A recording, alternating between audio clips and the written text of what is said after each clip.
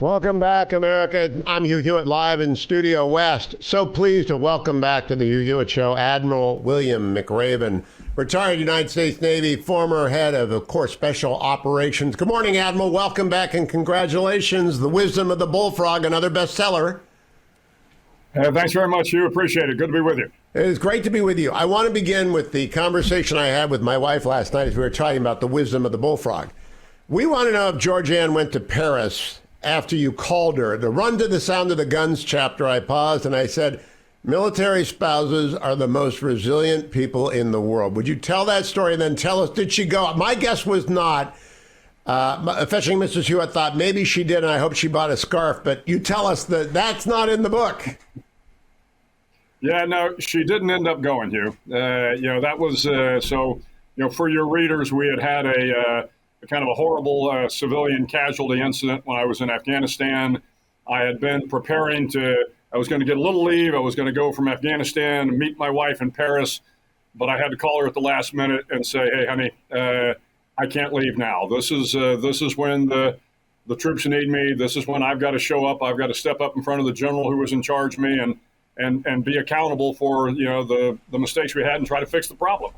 And, as you well know, Hugh, we've been married a long time, and she understood that. And so, no, she and my daughter didn't go to Paris that time. I am going to talk about a lot that's in the Wisdom of the Bullfrog. And I want to pause at the beginning, though, to salute military spouses, because every leadership lesson that you talk here that involves military action, there's an offstage set of actors, and it's the family of the participant.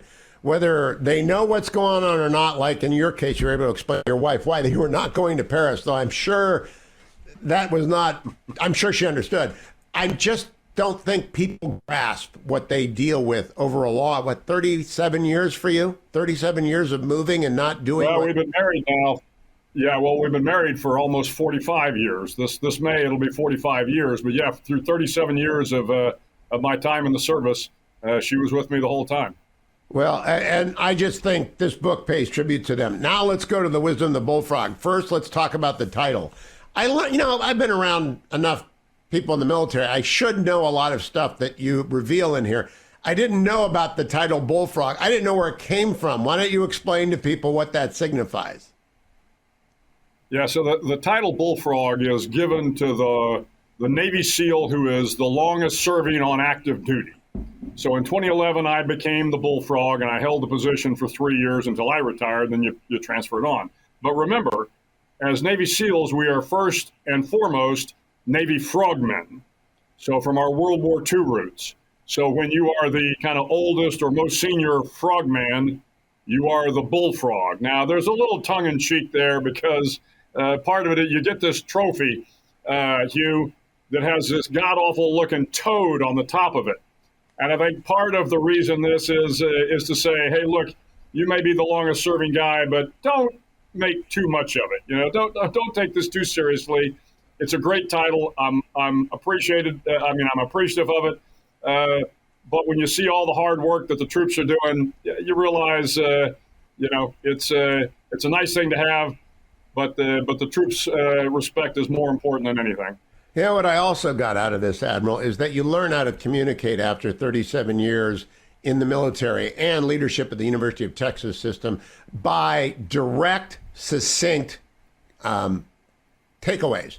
So at the end of each chapter, other military writers do this. You summarize. So here's what you're going to learn. Here's what you're learning. And then that's what you just read. I love that approach. What did your publisher think about that? Well, the publisher, he liked it as well. I mean, this is, to your point, this is an old adage in the military. Tell them what you're going to tell them, and then tell them what you told them. And it reinforces whatever the narrative is and what the lessons are. So I've lived with this my whole military career, and it just made sense to write the book that way. All right, now I want to summarize for the audience out there that haven't ordered it yet. It's the perfect book for graduation. I assume that's why it's coming out in April, so that it's available for May graduations for everyone, because it's a life advice book that is actually full of nuggets.